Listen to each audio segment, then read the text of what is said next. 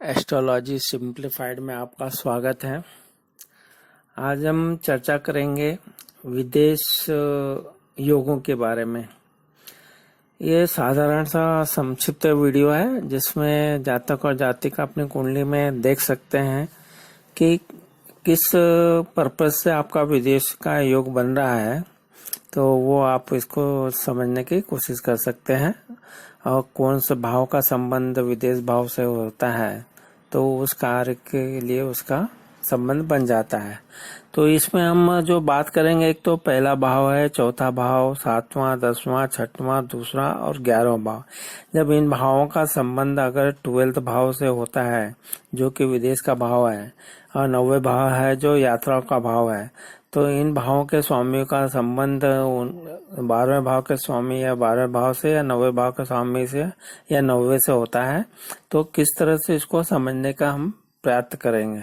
सर्वप्रथम मान लो प्रथम भाव का संबंध अगर 12वें भाव से बनता है तो ये आपका व्यक्तित्व विदेश के लिए हो गया, तो आप खुद का संबंध विदेश के लिए बन गया।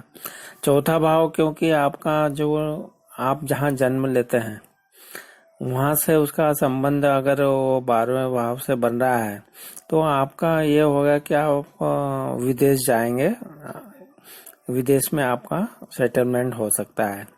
इसी तरह से अगर 7वां भाव जो रहता है हमारा शादी का भाव, तो शादी का संबंध जब 12वें भाव से बनेगा तो आप शादी के लिए विदेश जा सकते हैं, शादी के बाद विदेश जा सकते हैं, व्यापार करने के लिए आप विदेश जा सकते हैं क्योंकि 7वां भाव व्यापार का भी है। इसी तरह से 10वां भाव हमारा आजीविका भाव है और उसका संबंध 12वें भाव से बन रहा है, तो ये दर्शाता है कि आप व्यापार के लिए आजीविका के लिए आप विदेश जाएंगे विदेश में। इसके बाद में आप देखेंगे छठा भाव है जो कि हमारा नौकरी और सेवा का भाव रहता है, तो नौकरी या सेवा के लिए हम विदेश जाएंगे अगर उसका 12वें भाव से संबंध बन रहा है।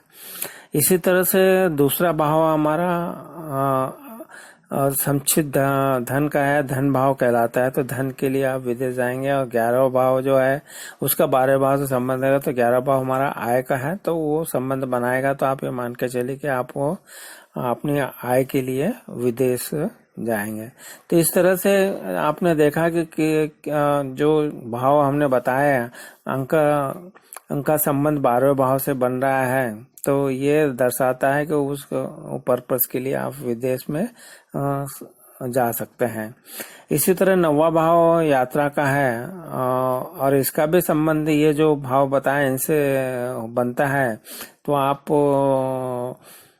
जैसे लग्न का संबंध 9वें भाव से बढ़ रहा है, तो आपको नवम भाव है, एक तो समुद्र पार की यात्रा या लंबी यात्राओं का घर है, या फिर आप तीर्थ यात्राओं का घर है, या फिर हायर एजुकेशन का है, तो आप स्वयं इसके लिए जा सकते हैं। जो बच्चे हैं उनकी कुंडली में है तो वो आप हायर एजुकेशन के लिए ऐसे जा सकते हैं। चतुर्थ अगर संबंध बन रहेगा तो ये आपका जहां आप रहते हैं वहां से आप यात्रा करेंगे, और ये भी विदेश में सेटलमेंट के लिए है। चाहे चतुर्थ भाव का जब भी संबंध 9वें भाव या 12वें भाव से बनेगा तो ये मान के चलिए कि आप विदेश में सेटल होने के योग बना देगा। अगर छठा भाव है तो इसका संबंध है, तो ये 9वें भाव 12वें भाव से बनेगा, तो आप वहाँ पे यात्रा करके आप वहाँ आजीविका आपकी नौकरी करेंगे।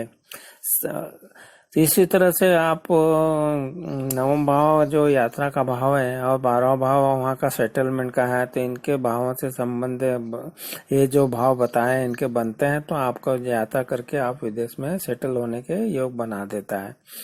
इसी तरह से अगर इसका हम बात करें राहु केतु के बारे में, तो राहु केतु के बारे में कहा गया कि इनका संबंध तीसरे भाव में राहु बैठता है, तो 9वें भाव को देखेगा।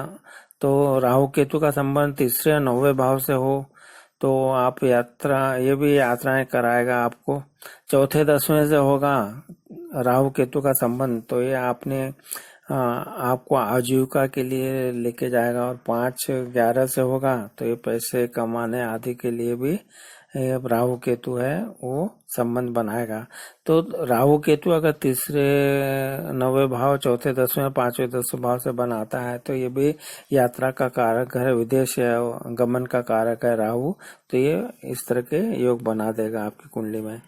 तो आपने जाना कि अगर रिवर्स में हम देखें कि मान लो 12 भाव का और 9वें भाव का संबंध पहले भाव से हो या चौथे से हो, 7वें भाव से, 10वें, 6वें, दूसरे या 11 भाव से हो, तो वो जो भाव है, वो जो कार्य क्षेत्र भाव का है, उसके लिए जो 12वें भाव का मान लो स्वामी इन भाव में आता है या 9वें भाव का स्वामी इस भाव में आता है, तो जो जातक है अपने देश में रह के वो विदेश के कार्य क्षेत्र करेगा उस भाव से संबंध।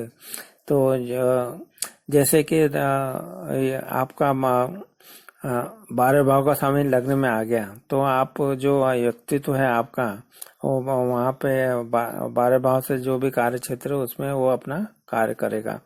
ऐसे ही चौथे भाव है तो आप अपने नेटिव में रह के विदेश के कार्य करेंगे। इसी तरह से अगर वो 7वें भाव में है तो व्यापार वगैरह जो है वो आपका आप देश में रह के विदेश में का व्यापार करेंगे, विदेश से व्यापार करेंगे। इसीलिए अगर 10वें भाव है तो आजीविका जो है आपकी वो 12वें भाव का स्वामी अगर 10वें में बैठता है तो आपका संबंध जो देश में रह के विदेश से आपका आजीविका के लिए हो जाएगा। 6वां भाव है तो जो आजकल सॉफ्टवेयर इंजीनियर है तो विदेश का कार्य अपना नौकरी जो है अपने देश में रह के करेंगे।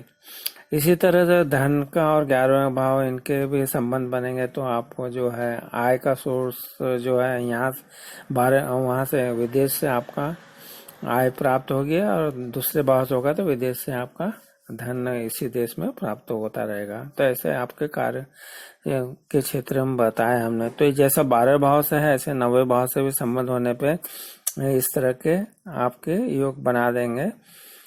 तो आपने एक सरल तरीके से जाना कि आपकी कुंडलियों में विदेश का विदेश भावों के संबंध जब आपने दूसरे भावों से होता है तो किस तरह से को संक्षेप में जान सकते हैं।